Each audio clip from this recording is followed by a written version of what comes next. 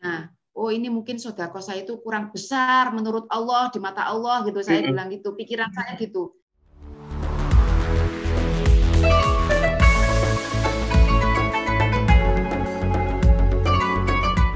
Bismillahirrahmanirrahim. Assalamualaikum warahmatullahi wabarakatuh. Pemirsa LKTV dimanapun berada, jumpa kembali dalam acara inspirasi dan khazanah terkait tentang pengalaman dan juga pelajaran yang dapat kita ambil dari kehidupan sehari-hari.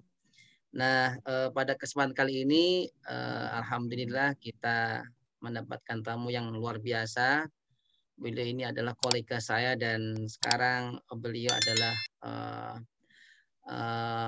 pembantu dekan atau wakil dekan 1 ya Mbak ya? Wakil dekan 1 ya? Alhamdulillah. Dan kemarin ini beliau baru dapat ujian berupa suami beliau terkonfirm terkena COVID-19. Nah, alhamdulillah sekarang sudah sehat. Bahkan kalau saya mendapatkan informasi, beliau sempat masuk ICU 2 kali. Dan luar biasa Allah memberikan kekuatan sehingga beliau ini bisa sembuh dan alhamdulillah sekarang sudah kembali. Nah, tentu banyak sekali pertanyaan-pertanyaan dari teman-teman, kolega, karena ini merupakan mukjizat lah kalau saya bisa menyatakan ini. Karena banyak sekali orang yang tidak mampu untuk bertahan dan beliau ini Allah berikan kemampuan luar biasa.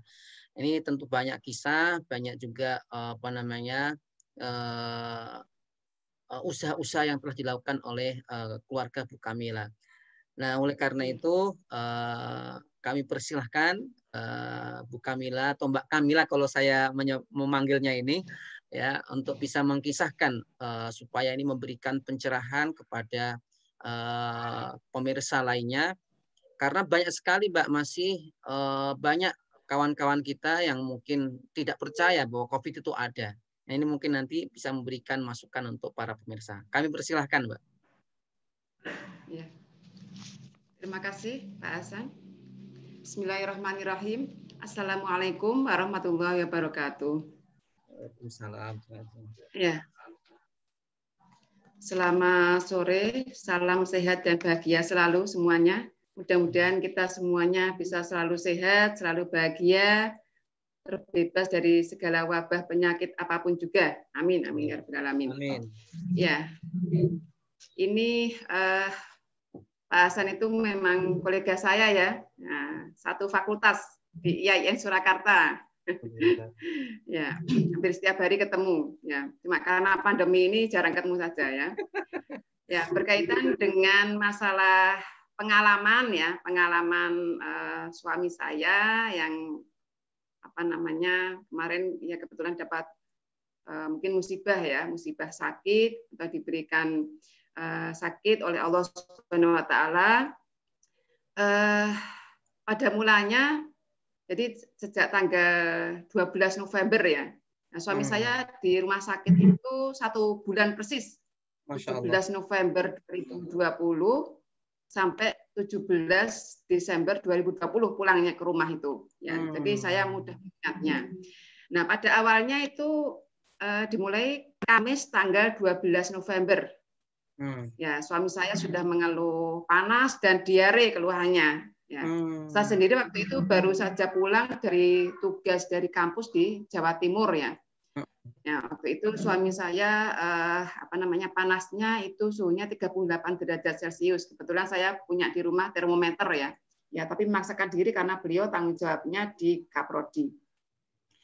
Kemudian hari Seninnya, Senin malam 16 November, jadi 4 hari sejak adanya gejala tadi, suami saya mengeluh semalaman tidak bisa tidur, ya, tidak mau makan apapun juga, ya, lidah terasa pahit, maunya cuma minum obat saja.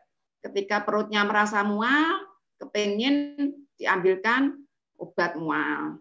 Ketika batuk-batuk, mah ambilkan saya obat batuk gitu ya. Nah, kemudian saya mikir, Pak, jangan minum obat terus. Saya walaupun bukan orang dokter, ya, saya itu kalau namanya obat itu kan kimia ya, bahan kimia. Nah, saya juga khawatir juga. Nah, kemudian pagi harinya itu sudah bilang sesek gitu ya, sesek dan masih pagi juga ya. Kemudian saya hitung-hitung sejak Kamis itu kan berarti Kamis, Jumat, Sabtu, Minggu, Senin. Nah, saya sudah curiga, Pak, ini sudah 5 hari. Kalau menurut pengalaman saya itu kalau 5 hari, kalau 5 hari tetap panas itu biasanya kalau enggak tipes ya DB biasanya gitu. Nah, betul. Ternyata ya udah besok saya antar Pak ke rumah sakit PKO untuk cek darah. Nah, cek darah hasil laboratorium itu kata bagian labnya itu mengatakan trombositnya turun. Ya. Jadi 107. Kalau manusia normal katanya 120. Itu. Nah, artinya itu didiagnosa sama dokternya ini kemungkinan besar DB, Bu. Ya, semuanya itu normal semuanya, cuma trombositnya 107. Ya. Nah, kemudian disarankan sama dokternya di PKO itu supaya rawat inap. Ya, apalagi sudah suami saya nggak mau makan gitu ya. Nah, nggak selera makan ya, sehingga disarankan untuk ke rumah sakit. Berarti kan dirawat di PKO. Nah, kemudian tapi ketika itu belum tahu kalau itu apa namanya COVID atau gimana? Belum ya. Jadi waktu itu didiagnosanya itu adalah ini DB.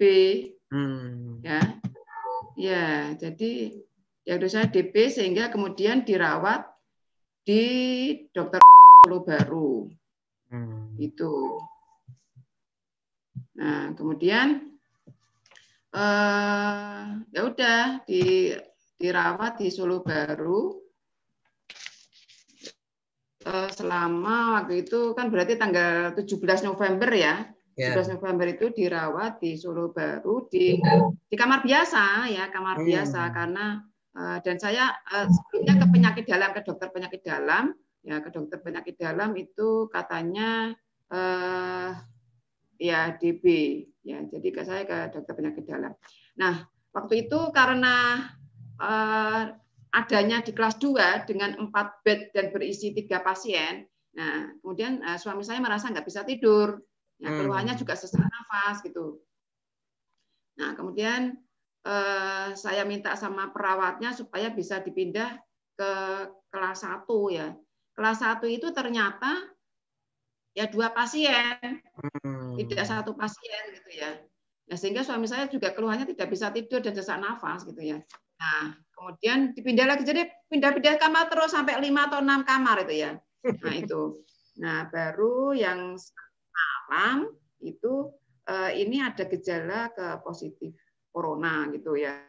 Sehingga kemudian dipindah lagi ke kamar COVID yang sendiri itu, dan kemudian juga perawatnya pakai APD segala macam itu, tapi masih bisa ditemani oleh salah satu santri di dalam kamar itu gitu ya.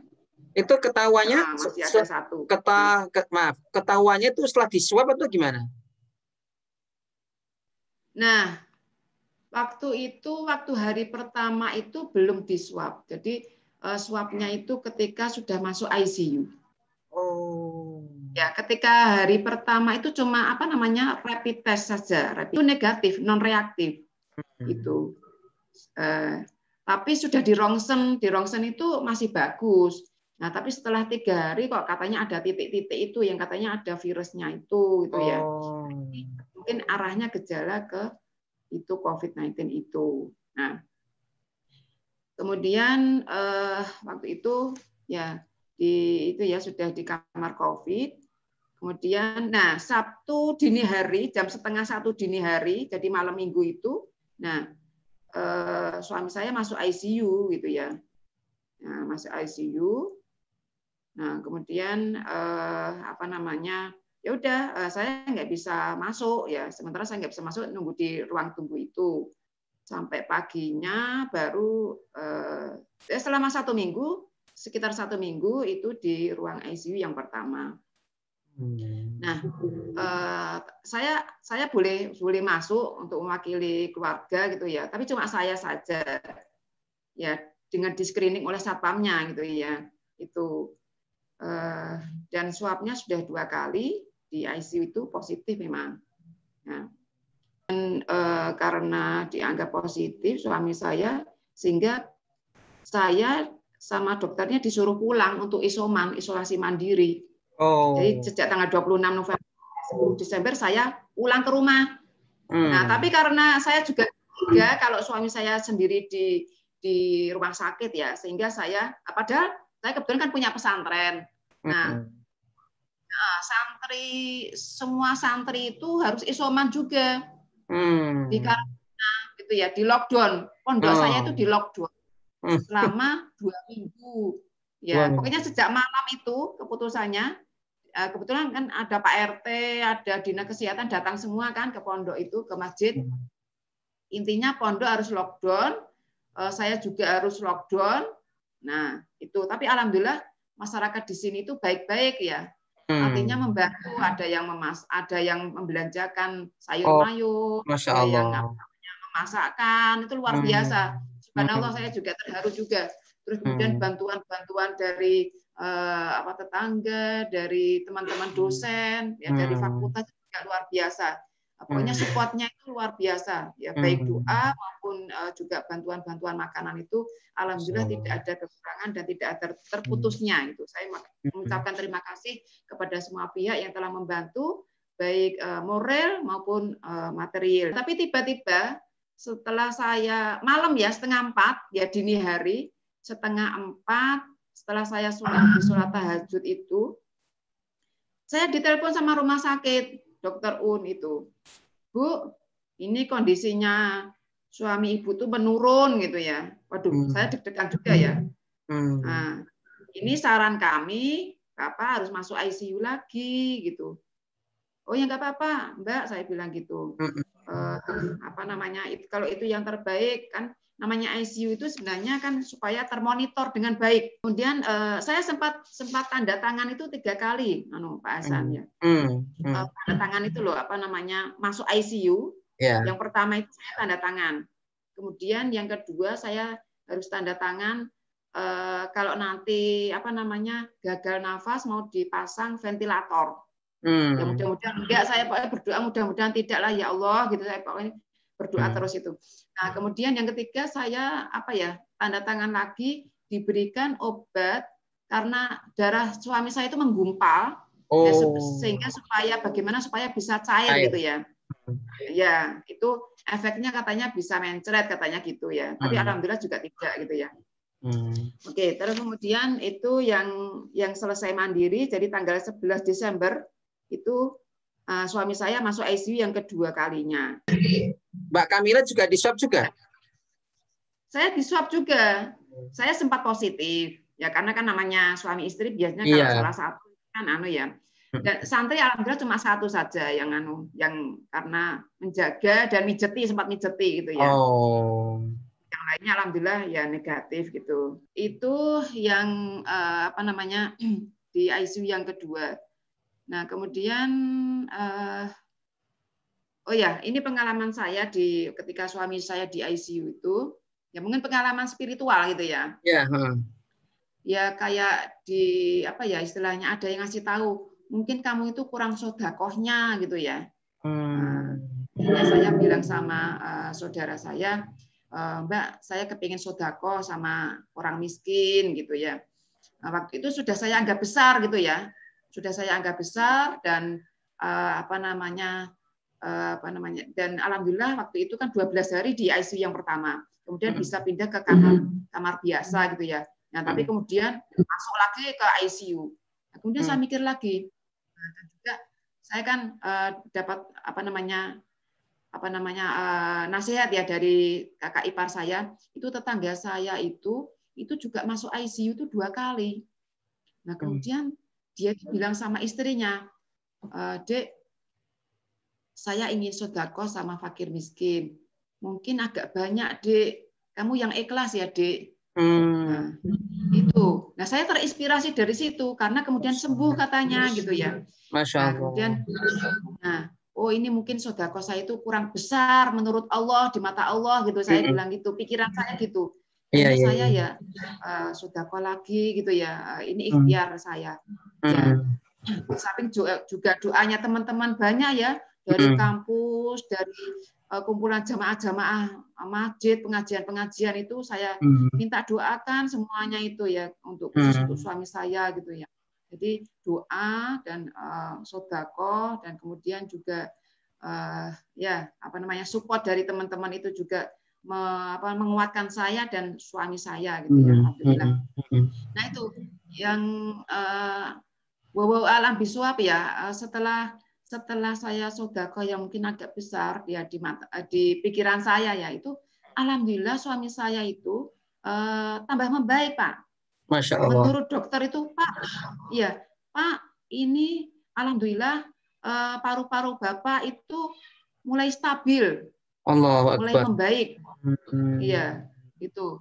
Ya Allah subhanallah itu ya, itu makanya ya alhamdulillah mungkin mudah-mudahan dengan sedekah dan doa dari teman-teman semuanya itu ya mungkin dikabulkan oleh Allah Subhanahu wa taala gitu ya. Karena memang ada satu hadis ya Pak Hasan kalau nggak salah itu sedekah itu bisa menolak bala.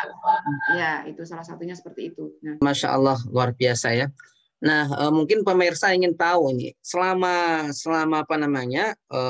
masa penyembuhan ini, selain tadi ya istilahnya usaha-usaha secara rohani, mungkin ada nggak misalkan obat-obat tertentu, kan banyak beredar itu ada herbal-herbal atau Bu Kamila ngikuti apa yang dikatakan dokter saja? Oh ya, kalau dokter itu kan bilangnya ketika di rumah sakit itu, Bu, terutama di ICU ya, Bu, pokoknya ini dari rumah sakit itu secara maksimal obat sudah kami masukkan semua yang terbaik untuk Bapak gitu. Nah, kemudian tinggal Ibu di rumah itu berdoa sebanyak-banyaknya. Luar biasa ya. Mengerahkan murid-muridnya. Itu santri-santrinya diminta untuk berdoa. Ya, itu. Jadi Ibu di rumah saja, nggak usah di rumah sakit gitu. Ya. Oleh karena itu, berhusnudonlah atau positive thinking sama Allah Subhanahu wa taala. Ya. Ya, positive thinking saja, kemudian baik yang sakit maupun keluarganya itu bersabar. Ya. Bersabar, jangan panik gitu ya. Itu dan tetap berdoa dan berusaha itu kalau saran saya, karena kalau misalnya malah mengeluh segala macam itu malah panik, itu mah tidak tambah imunnya nanti tambah drop nanti itu Pak saya itu dan kesan saya. Masya Allah, terima kasih sekali ini Mbak atas waktunya. Dan insya Allah banyak sekali yang akan mendengarkan, akan memberikan inspirasi. Dan tadi terutama pengalaman spiritual itu luar biasa. Kan banyak orang sekarang ini hanya mengandalkan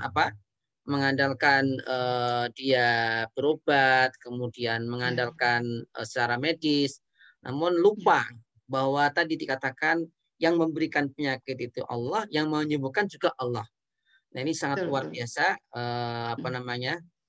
pengalamannya, dan sekali lagi terima kasih, dan kita semua berdoa semoga Mas Mahbub dan keluarga semuanya serta santri semuanya segera Allah angkat segala penyakitnya, Allah mudahkan segala urusannya, dan sehat selalu ya Mbak Kamila ya. Dan semoga pandemiknya segera selesai nih. Kita udah lama nggak jumpa-jumpa, hanya lewat media saja. Terima kasih. Salam untuk keluarga semuanya. Assalamualaikum warahmatullahi wabarakatuh. Waalaikumsalam warahmatullahi wabarakatuh.